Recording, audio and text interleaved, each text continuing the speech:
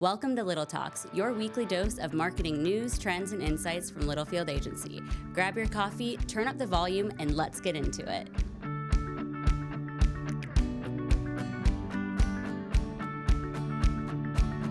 Welcome back to another edition of Little Talk with Littlefield Agency.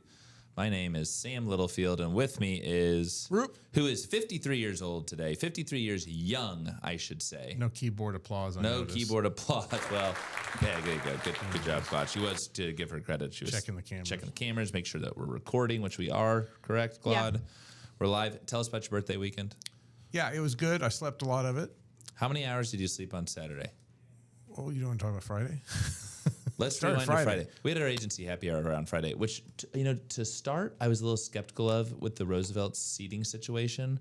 But then all those people moved and we could kind of like get up and do our thing. So it actually turned out better. I like it better and we can kind of all mingle. Yeah, good food. Yeah. See, and I told Julie going forward, I was like, hey, it was good to be back at Roosevelt's. Honestly, I told Tara, I was like, man, we need to go back there for a date night because I actually really like their menu and their drinks. But at the same time, I was like, we have to be in a place that we can mingle, not just seated next to your people. Yeah. But it was great happy hour. Roop had a couple of cocktails. We ended happy hour around 4:30. Yeah.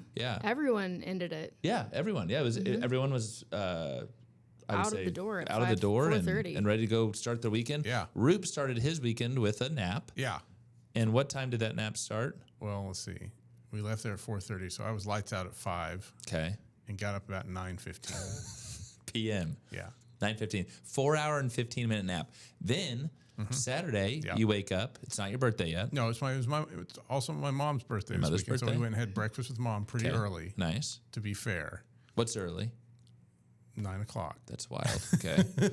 I got back from that and took a 6-hour nap from noon till 6. Guys, and by the way, 6 hour, and the key word there, nap. It's not a nap, brother. That's a 6 hours sleep. Yeah. Yeah. But then we got up and we went to the tavern and we went and partied at River Spirit and Did you get some angry mac and cheese? I love that mac and cheese. Claudia, I know you like it too. That's my favorite. Yeah, stuff is cracked. We skipped that this time. We had the deviled eggs. And then, those deviled eggs are good. And then Sunday was your 53rd birthday. Yeah, didn't do anything that day. Did you sleep? Yeah, oh, yeah. How many hours did you sleep on Sunday? About 3. We'll call it 3. 4 hour nap on Friday, 6 hours sleep on Saturday, and a 3 hour nap on Sunday. Wow. Incredible. Happy birthday. No one, you know what? You are beaming. You do seem very relaxed. Well, while you're sleeping, I had a great weekend. I got to go see our guy, Trent. His son, James, was in town, 7-on-7 football. Whole new experience for me. Very enlightening, very cool. Those guys are huge, 15 to 18 years old, big boys. But Matt and I got to go watch James ball out and play, and it was just a great, beautiful afternoon. Very windy, and these poor guys are thrown into a straight south wind, so I felt bad for... Where was that at? Out at the Jinx Sports Complex. And the cool thing is, there's planes taking off, those little Cessnas. Matt was having a great time. Got a really cool pic of Trent and Matt together, scouting James. That was cool. So really, really cool to see James play. We've got Ditch Witch here today, Sean and Kristen and Joe. Welcome back to Tulsa. And we woke up with big news this morning. Oh, yeah. I hope you can hear the energy through my voice. He's back. Or if you're watching, I'm very animated today. I am back, baby. We are so excited. Early this morning, KZ RV, Venture RV, has officially signed. Play that laser, Claude. Ooh, 2 sounds. So I'm at a loss of words. Angie and Marlene, Marlene said it's officially official, and I was like, it is officially official. I called them this morning. Oh, it is just so awesome. They're going to be a great brand to work with. A really, really cool. If you have not heard of them, Venture RV, KZRV. Take a look at them. Sell amazing product, and we're going to overhaul their websites, and this is going to be an awesome engagement. There's a lot of brand opportunity. And they're going to be a great ongoing client, and we cannot wait to welcome them. They are officially a client. Marlene and Angie, we will send this to you. Welcome to the official Littlefield roster. Welcome to the family. Welcome to the family, baby. And then last but certainly not least, we have a time-honored tradition here at the agency. We give, as a Catholic-founded and continued agency, Roop is nodding his head, are you even Christian? I'm a friend of the Catholics. He's a friend of the Catholics. FOC. FOC. I love that. We give off Good Friday and Easter Mondays and added perks. So everyone has a 4-day weekend, which will be nice. We're supposed to get a lot of rain here in Tulsa, so I'm hoping it kind of lightens up and Hopefully we can have somewhat of a sunny Easter, but I don't know. Easter's here, guys. April's here. I know. You doing the Easter egg thing with the kids? doing the whole Easter egg. We got last night. I asked Tara, I was like, we've been very busy at work, and I was like, have you ordered Easter eggs? No, so we had to order Easter eggs. We got an Easter egg hunt on Saturday. We have 2 Easter egg hunts on Sunday. We're doing the whole thing. It'll be great. So happy Easter to those that celebrate. If you do not celebrate Easter, have a great spring-filled weekend. And with that, we go into the good stuff. The reason why you're here, our topic of the day. Trade show measurement and ROI. I really like this one. Who are we giving credit to? Oh, this is Leslie topic. Leslie came in at the 9th hour. Not really, yesterday. I was like, hey, you guys should talk about this soon. I was like, hey, Roop, I said we talk about this now. Do you know what's under this topic that we've been bumping for over a month? Hold on. Let me take a look. Flipping pages here. How to generate content topic ideas that resonate with customers. That sounds great. I promise you that's coming next week. Okay, let's. That has to happen next week. You've said it. It's happening. So yes. There's your sneak peek to next week. Well, here's the thing. Most of our listeners, you're in the thick of trade show season. We have a lot of clients that kick off trade shows in January. Most of them are February, March, and April. It is heavy travel, heavy shows. Leslie and I talked to one guy, Jordan. He was, oh my gosh, I want to say he had like 10 shows in the last couple of months. It's just crazy. Yeah.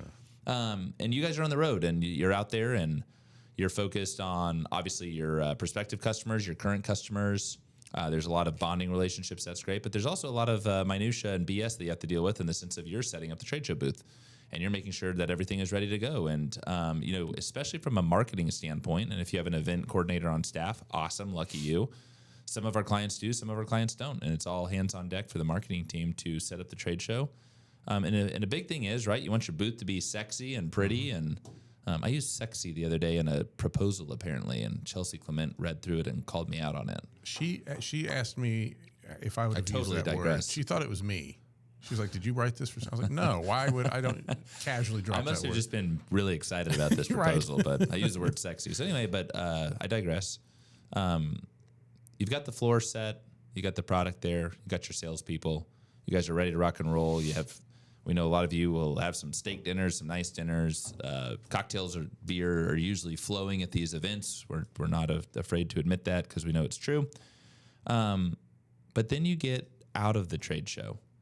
And, blood, sweat, and tears, and time, energy, and effort. And you've busted it for, total with setup anywhere from 7 to 10 days. That's a lot. That's a lot on a person. You go home. Plus the cost investment. Yeah, no kidding. It's a massive investment for you guys to go in, whether it's a 25 by 40 booth, whether it's you're taking over at Con Expo, and it's a huge booth. We know there are hundreds of thousands of dollars, if not more. These brands that have equipment so large, there's often an outdoor booth, right? And then you have outdoor, indoor. Yeah. The shipping cost to get your equipment there, we know that's not cheap either. So it's a hell of an investment for you. And then you get home and you're exhausted and you sleep and you don't eat steak and you don't drink for a couple of days and you catch up with your family. And then what we want to talk about is what's next.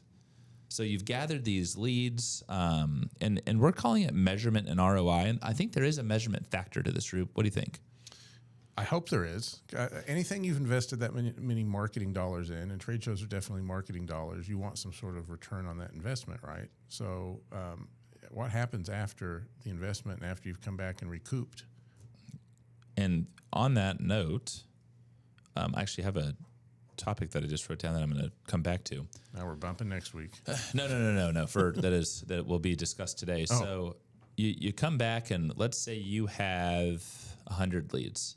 Right? Mm-hmm. Are they marketing qualified? Are they sales qualified? How are you getting them in touch with the dealers? And so often we hear of prospective clients and they're like, oh yeah, we eventually get them to their dealers. Well, what happens if Roop wants to buy equipment tomorrow? The urgency, the outreach, the show follow-up. We have plans in place through CRM strategies to follow up accordingly. But how are you funneling those people, converting them? And it's not just at the show; it starts pre-show too. Yeah, a lot of work goes into the pre-show. There's a lot of work and the hype and getting people to your booth, right? That's opportunity one. You get them there. You have great conversations. You find out what they're interested in, and we understand too that not everyone's going to convert immediately afterwards. Mm-hmm. So what does that sales cycle look like? Because if someone needs an SK immediately or a new front mount mower, fantastic. Let's get them and let's go get them to drive and buy that product within the next couple of months or weeks, for that matter. But also, what happens if you've released a new piece of equipment? and someone's not ready to buy, and how do you nurture them along, and not just until your next trade show? And the thing that I wrote down here, Roop, trade shows used to be table stakes. Like, you had to go to trade shows. Yeah. And then COVID happened, right? And it completely disrupted the world. There's a client that we had years ago that they actually stopped buying booth space in Vegas, and they would still fly out there, meet with all of their customers over nice dinners, and then fly. Better investment. Yeah, no, right? Yeah. I know some of our clients that are like, wow, Lee, we shell out, whether it is Utility Expo, Equip Expo, Con Expo, which is every 3 years, which that one just happened for Ditch Witch. But you look at all of the different shows, and is the juice worth the squeeze? Is a conversation that some of our clients are having. If you're a prospective customer or a current customer of Grasshopper or Ditch Witch, H.E. Williams goes to a ton of shows. Clopay just got back from a show. They just won a couple of huge national, international awards, which is awesome. Would you refuse to do business with someone if they're not there, or are you missing out on business if you're not there? And I don't know if you have an answer to that. I don't have an answer. I think the only way to know this whole topic for me really revolves around what your CRM doing with the data you're collecting and how fast you're responding to it and in the right manner and stuff like that. How quickly can you get that data, that scan badge into your CRM and start the process?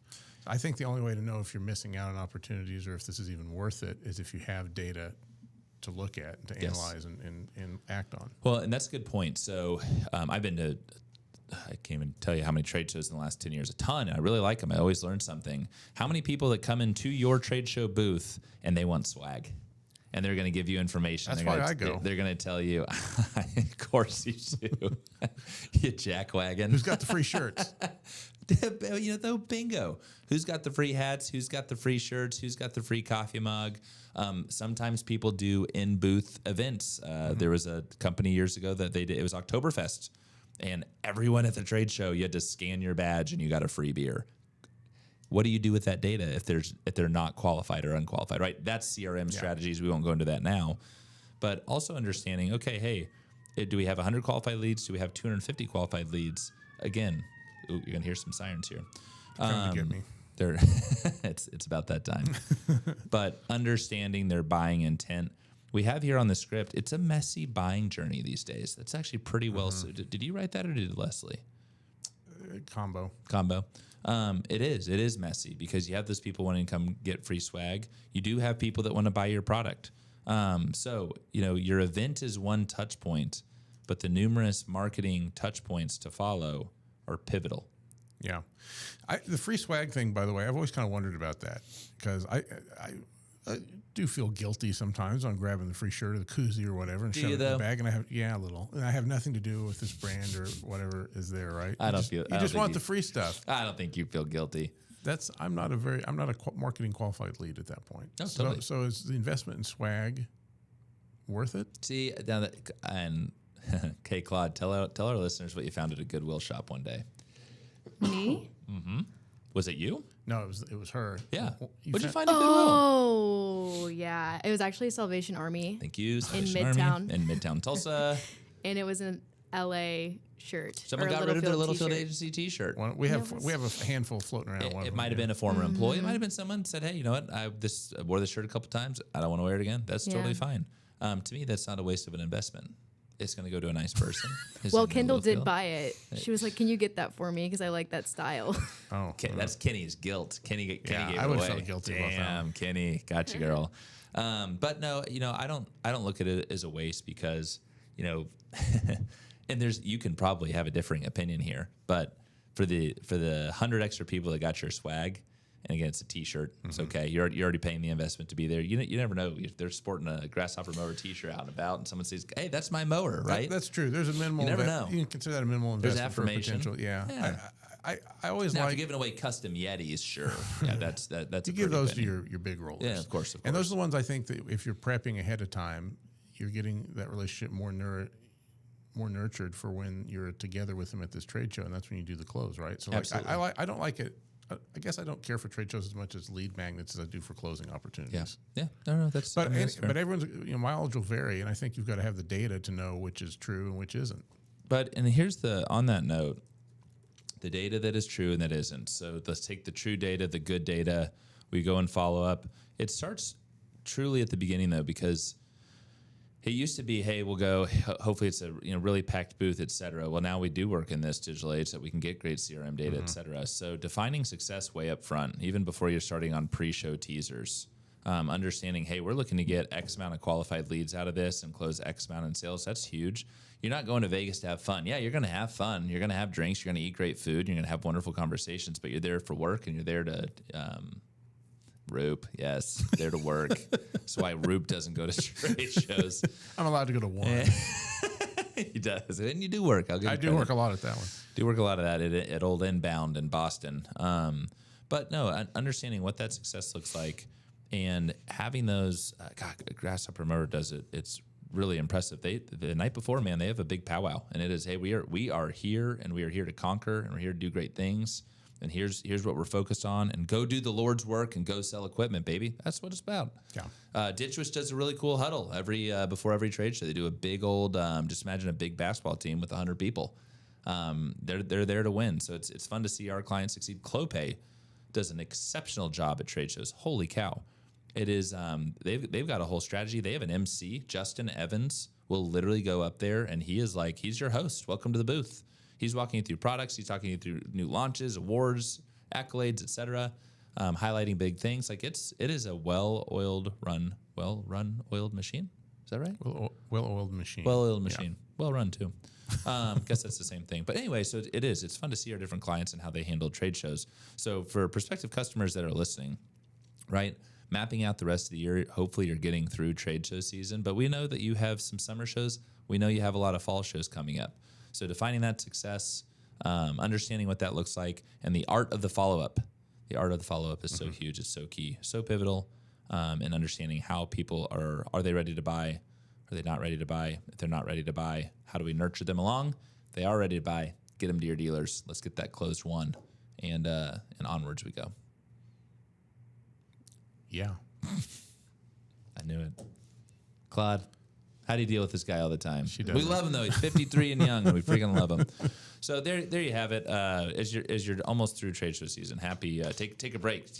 Get that 6 hours sleep in, get that 4 hour nap in, get that 3 hour nap in.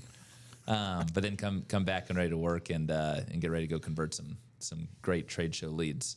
To our listeners, happy Easter to those who celebrate. Spring is officially here. April is officially here, and. Anything else? It's tomorrow. Oh, tomorrow's April 1st. Oh, boy. Good old April Fools. I don't have any jokes ready. Oh, I'm sure you will. Or do I? And you guys have a great weekend. We are closed Friday and Monday. We look forward to being back at it next week. Our exec offsite next Tuesday, baby. Solving the world's problems. It's coming right up. It's going to be a good time. And be well, be safe, be happy, be good. See you then. Bye-bye. Adios. And that's a wrap. We hope you found a spark of inspiration for your marketing strategy. Don't forget to subscribe and follow us at Littlefield Agency to keep the conversation going. Catch you next time.